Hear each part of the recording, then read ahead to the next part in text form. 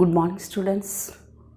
In the last class, we discussed about the crisis of 1991, which leads to the implementation of new economic policy. We studied that there are three features, three pillars for the new economic policy. They are liberalization, privatization, and globalization. Today, we are discussing about liberalization. What do you mean by liberalization? Liberalization means liberating the economy from direct or fiscal control imposed by the government. പുത്തൻ സാമ്പത്തിക നയത്തിന് പ്രധാനമായിട്ടും 3 ഫീച്ചേഴ്സാണുള്ളത്. Liberalisation, privatisation and globalisation. Liberalisation എന്ന് പറഞ്ഞാൽ ഇക്കോണമിയെ liberate ചെയ്യുക, ഇക്കോണമിക്ക് ഫുൾ സ്വാതന്ത്ര്യം കൊടുക്കുക, അനാവശ്യ നിയന്ത്രണങ്ങളിൽ നിന്ന് ഇക്കോണമിയെ മോചിപ്പിക്കുന്നതിനെയാണ് ലിബറലൈസേഷൻ എന്ന് പറയുന്നത്. We studied that excessive government interference creates license permit Raj system. This leads to delays, red tapeism and bureaucracy. Then policies like licensing, then reservation of industries for public sector and reservation of some industries for small scale sector, etc. reduced or discouraged private initiative and private investment. Then acts like FERA and MRTP also reduced private contribution or also reduced private sector investment. So, in order to increase the participation of private sector, we need or we introduce several liberalization measures. പലതരത്തിലുള്ള പോളിസികൾ, അതുവരെ നിലനിന്നിരുന്ന പല പോളിസികളും, ഉദാഹരണത്തിന് licensing system, എന്ത് industry തുടങ്ങണമെങ്കിലും licensing നേടേണ്ടത് ആവശ്യമായിരുന്നു. ഈ licensing system ഉദ്യോഗസ്ഥ മേധാവിത്വത്തിനും അതുപോലെ നിയമ തടസ്സങ്ങൾക്കും ഒക്കെ വഴിതെളിയിച്ചു. അതുപോലെ തന്നെ പല ഇൻഡസ്ട്രീസും പബ്ലിക് സെക്ടറിന് വേണ്ടി റിസർവ് ചെയ്ത് വെച്ചിരിക്കുകയായിരുന്നു. അതുപോലെ തന്നെ വിവിധ ഇൻഡസ്ട്രീസ് സ്മോൾ സ്കെയിൽ സെക്ടറിന് വേണ്ടി റിസർവ് ചെയ്ത് വെച്ചു. അതുകൊണ്ട് ലാർജ് സ്കെയിൽ സെക്ടറിന് ഇത്തരം ഇൻഡസ്ട്രീസ് തുടങ്ങാനുള്ള അനുവാദം ഉണ്ടായിരുന്നില്ല. അതുപോലെ തന്നെ പ്രൈവറ്റ് സെക്ടറിനും ഇത്തരത്തിലുള്ള ഇൻഡസ്ട്രീസ് തുടങ്ങാൻ അധികാരമുണ്ടായിരുന്നില്ല. അതുകൊണ്ട് ലിബറലൈസേഷൻ മെഷേഴ്സ് നടപ്പിലാക്കിയപ്പോൾ ഈ അനാവശ്യ ലൈസൻസിങ് സിസ്റ്റം, അതുപോലെ റിസർവേഷൻ സമ്പ്രദായം അതെല്ലാം മാറ്റിക്കളഞ്ഞു, കൂടുതൽ സ്വാതന്ത്ര്യം പ്രൈവറ്റ് സെക്ടറിന് കൊടുത്തു. Liberalization measures were undertaken in different sectors of the economy. For example, industrial sector, then taxation reforms, foreign trade and investment measures, then financial sector reforms, etc. Liberalization measures പല സെക്ടറിലായിട്ടാണ് നടപ്പിലാക്കിയത്. Industrial സെക്ടറിൽ, അതുപോലെ തന്നെ financial സെക്ടറിൽ, tax മേഖലയിൽ, അതുപോലെ foreign investment സെക്ടറിൽ, അങ്ങനെ ഇക്കോണമിയായിട്ട് ബന്ധപ്പെട്ട പല മേഖലകളിലും ഈ ലിബറലൈസേഷൻ പോളിസി നടപ്പിലാക്കി. Now we can discuss the liberalization measures undertaken in industrial sector. The most important liberalization measure is de-licensing system. Now, licensing is needed for alcohol industry or cigarette industry, hazardous chemicals, industrial explosives, then drugs and pharmaceuticals. Only these industries need licensing today. മറ്റു വ്യവസായങ്ങൾ തുടങ്ങുന്നതിന് licence വാങ്ങേണ്ടതിൻ്റെ ആവശ്യമില്ല. ഈ cigarette, അതുപോലെ alcohol, chemicals, industrial explosive, അത്തരത്തിലുള്ള industries തുടങ്ങാൻ മാത്രമേ ഇപ്പോൾ licensing എടുക്കേണ്ടതായിട്ടുള്ളൂ. The second liberalization measure undertaken in industrial sector is de-reservation. In former days, several industries were reserved for public sector. Now, only 3 industries like defense industry, atomic energy and railways were reserved for public sector. ഇപ്പോൾ പ്രധാനമായിട്ടും 3 industries മാത്രമേ public സെക്ടറിന് വേണ്ടി മാറ്റിവെച്ചിട്ടുള്ളൂ. അത് defence industry, ഡിഫൻസുമായി ബന്ധപ്പെട്ട industries എല്ലാം government സെക്ടറിലാണ്. അതുപോലെ atomic energy, then railways. നമുക്കറിയാം railway ഇന്നും പബ്ലിക് സെക്ടറിലാണ്. അപ്പോൾ ഈ 3 ഇൻഡസ്ട്രീസ് മാത്രമാണ് പബ്ലിക് സെക്ടറിന് വേണ്ടി റിസർവ് ചെയ്തിട്ടുള്ളൂ. The third policy is de-reservation of industries for small scale sector.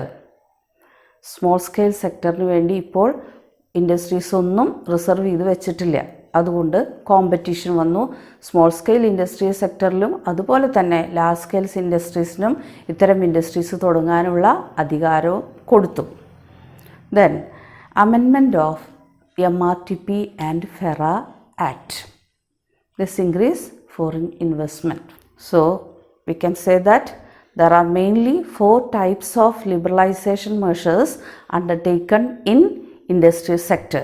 First is de-licensing system. Second, de-reservation of industries for public sector. Then de-reservation of industries for small scale sector. Then amendment of MRTP and FERA Act. Next, we can discuss the financial sector reforms. What do you mean by financial sector? Financial sector includes banking, insurance, investment banking, foreign exchange banking, etc. According to liberalization measures undertaken in financial sector, several measures were undertaken. The most important among them are the following. First one is that bank branch licensing liberalized. Bank branch licensing liberalized.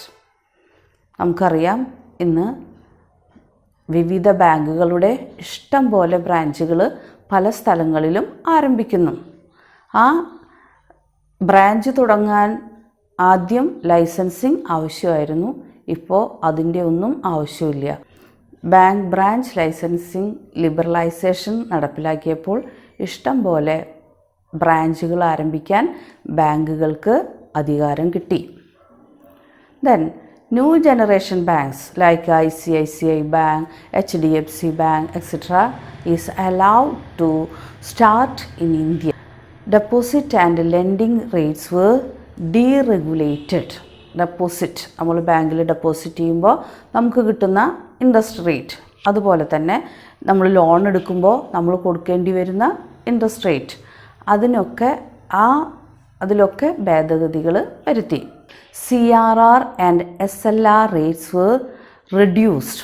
CRR cash reserve ratio, അതുപോലെ തന്നെ SLR statutory liquidity ratio, ഈ 2 ratio reduce ചെയ്തു, കുറച്ചു. CRR റേഷ്യോയും അതുപോലെ SLR റേഷ്യോയും കുറയ്ക്കുമ്പോൾ ബാങ്കുകളുടെ കയ്യിൽ ഇഷ്ടം പോലെ പൈസ എക്സസ് ആയിട്ടുണ്ടാവും. അവർക്ക് ലോൺ കൊടുക്കാനും മറ്റു കാര്യങ്ങൾക്കൊക്കെ അവരുടെ കയ്യിൽ പൈസ അധികമായിട്ടുണ്ടാവും. അതിന് വേണ്ടിയിട്ടാണ് ഈ റേറ്റ് കുറച്ചത്. CRR എന്ന് പറഞ്ഞാൽ ക്യാഷ് റിസർവ് റേഷ്യോ. ഓരോ കമേഴ്ഷ്യൽ ബാങ്കും സെൻട്രൽ ബാങ്കിൽ ഡെപ്പോസിറ്റ് ചെയ്യേണ്ട റേഷ്യോ ആണ് ക്യാഷ് റിസർവ് റേഷ്യോ. അതിൻ്റെ റേഷ്യോ കുറയ്ക്കുകയാണ് ചെയ്തത്. New life insurance companies and general insurance companies were allowed to operate in India. പുതിയ ഇൻഷുറൻസ് കമ്പനികൾക്ക് ഇന്ത്യയിൽ ശാഖകൾ തുടങ്ങാനുള്ള അവസരം കൊടുത്തു. Capital markets were liberalized. Capital markets അതുപോലെ share markets അതിലൊക്കെ liberalization measures കൊണ്ടുവന്നു. These are the important financial sector measures undertaken as a result of liberalization policy. Next important policy measures were undertaken in tax structure. The government's taxation and expenditure policy is known as fiscal policy. We know that there are two types of taxes, direct tax and indirect tax. Indirect tax, the taxpayer pay tax directly to the government. Income tax, wealth tax, etc. are examples for direct tax. In indirect tax, the taxpayer pay taxes indirectly to the government. For example, sales tax, custom duty, etc. are indirect taxes. Several measures were undertaken in taxation sector, that is reduction of personal income tax. Reduction of personal income tax means income tax rate കുറച്ചു. നമ്മൾ പഠിച്ചു ആദ്യം progressive tax rate ആയിരുന്നു. Income കൂടുന്നതനുസരിച്ച് tax കൊടുക്കുക, അതിനെയാണ് progressive tax rate എന്ന് പറയുക. അത് ഇല്ലാതാക്കി, ആ ടാക്സ് റേറ്റ് കുറച്ചു. Reduction of corporate tax. Tax on profit of companies is known as corporate tax. പ്രോഫിറ്റിന്മേൽ ഈടാക്കുന്ന ടാക്സിന് പറയുന്ന പേരാണ് കോർപ്പറേറ്റ് ടാക്സ്. ഓരോ കമ്പനികളും അവർക്ക് ഉണ്ടാകുന്ന ലാഭത്തിൻ്റെ ഒരു വിഹിതം ടാക്സ് ആയിട്ട് ഗവൺമെൻറ്റിൽ അടയ്ക്കണം. അതിന് പറയുന്ന പേരാണ് കോർപ്പറേറ്റ് ടാക്സ്. ആ കോർപ്പറേറ്റ് ടാക്സും കുറച്ചു, അതിൻ്റെ റേറ്റും ഈ പോളിസി മെഷറിൻ്റെ ഭാഗമായിട്ട് കുറച്ചു. Then excise duty. Excise duty means tax on production of commodities. ഓരോ യൂണിറ്റ് പ്രൊഡക്ഷൻ നടത്തുമ്പോഴും ഗവൺമെൻറ്റിൽ അടയ്ക്കേണ്ട ടാക്സാണ് എക്സൈസ് ഡ്യൂട്ടി. എക്സൈസ് ഡ്യൂട്ടി കൂടുമ്പോൾ പ്രോഡക്റ്റിൻ്റെ വില കൂടും, അപ്പോൾ അതിൻ്റെ ഡിമാൻഡ് കുറയും, അങ്ങനെ പല പ്രശ്നങ്ങളും ഉണ്ടാകുന്നു. അപ്പോൾ അതില്ലാതാക്കാൻ വേണ്ടി, അത്തരം പ്രശ്നങ്ങൾ ഒഴിവാക്കാൻ വേണ്ടി എക്സൈസ് ഡ്യൂട്ടി കുറച്ചു. അതുപോലെ തന്നെ custom duty, tax on imports and exports, അതിനെയാണ് കസ്റ്റംസ് ഡ്യൂട്ടി എന്ന് പറയുന്നത്. കസ്റ്റംസ് ഡ്യൂട്ടി കുറച്ചു.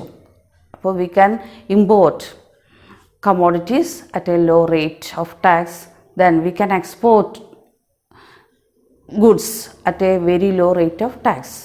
അതിൻ്റെ ഫലമായിട്ട് എക്സ്പോർട്ട് കൂടി, അതുപോലെ തന്നെ ഇമ്പോർട്ടും വർദ്ധിച്ചു. ഇതാണ് important tax reforms. The next important measures were undertaken in foreign exchange field.